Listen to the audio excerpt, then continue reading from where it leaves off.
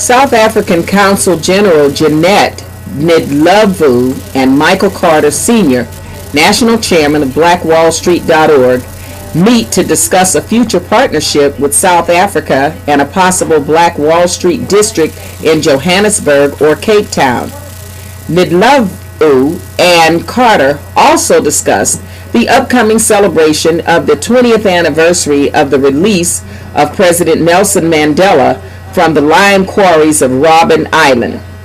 Ndlovu and Carter also talked about the upcoming World Cup in the summer of 2010. The South African Consul General is also on tour promoting her new book, No Time to Mourn.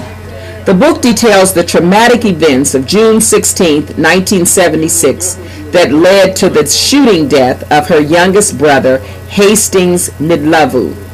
Ndlovu was born in Johannesburg, South Africa. She completed both her primary and secondary education in South Africa. After the traumatic events of June 16, 1976, that led to the shooting and death of her youngest brother, Hastings Ndlovu, she and her two sisters, Thandi and Granny, left South Africa to campaign and fight for a new democratic order in South Africa. Before leaving the country, she was involved with the ANC underground structures helping to transport students into neighboring countries. She came to the United States in 1977 to help strengthen the anti-apartheid movement while also pursuing her education. She enrolled at the University of Missouri, where she attained a Bachelor of Arts degree in Political Science in 1983. She later completed a Bachelor of Science degree in Public Administration at the University of Missouri-Columbia. She joined the Observer Mission of the African National Congress to the United Nations in 1987. She advocated for the protection and promotion of the rights of South Africans until her departure from the United States in 1994. While with the United Nations Observer Mission, she received a Master of Arts degree from New York University in counseling psychology. She became instrumental in putting women and children under apartheid high on the agenda of the United Nations and thus the UN Nairobi Women's Conference and ultimately of the Beijing Women's Conference. She was engaged in anti-apartheid campaigns at colleges and universities. She also addressed church, civic, labor, and elected officials throughout the United States and traveled to the Caribbean promoting human rights for the oppressed people of South Africa. Additionally, she lobbied lawmakers to break economic, military, and political ties with apartheid South Africa. In 1994, she left for South Africa. On arrival, she served on the management team of the Independent Electoral Commission and helped in ensuring the success of the first ever democratic elections. In September 2000, she was appointed Deputy Permanent Representative to the United Nations. She also served on the Bureau of the World Summit for Sustainable Development as an ex officio member as a rapporteur for a convention on the protection and promotion of disabled persons in her quest to end discrimination against disabled persons. She has a passion for human rights, particularly women and children's rights. It is no wonder that she led South Africa's New York delegation to the Commission of Human Rights in Geneva, where she avidly advocated for civil and political rights, as well as economic, social, and cultural rights.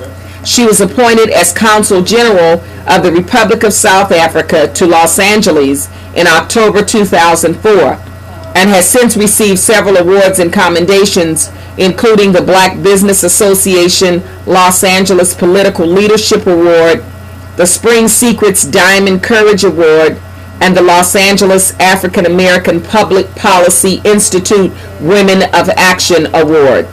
South African Consul Generals say there have been major developments since the mid-1990s, some of which include the construction of 1.2 million new homes, In 1994, two-thirds of South African households owned their own homes. 7 years later, this figure has risen to 77%. The South African government has redistributed more than 2.5 million acres of land, provided running water for 7 million people. Water is not piped into another 76% of households compared to 68% in 1994, provided electricity for 3.5 million. 80% of South African households now have electricity in their homes. In 1994, this figure was only 58%. Real wages and productivity have increased by over 20%. Spending on education has increased tremendously. In 1994, the government spent Rand 31.8 billion, and by 2000, this figure had risen to Rand 51.1 billion. At 6% of the country's GDP, the country's investment in education rates among the highest in the world. 23% of South Africans have matric compared to 14% in 1994. Basic literacy is also up from 87% to 92%. The government's deregulation of the airwaves increased number of radio stations. 90% of the rural population listens to the radio compared to 79% in 1994. In 1994, 74% of all households had a monthly income of less than Rand 2,499. By 2001, only 62% were still in this category. Higher income brackets have grown. Households earning a monthly income of Rand 2,500 to Rand 5,999 are up from 16% to 20%. And households that now have a monthly income of over Rand 6,000 are up from 10% to 18%. World Cup travel for FIFA in July of 2010 can be arranged through a travel moment headquartered in Oakland, California. Thank you so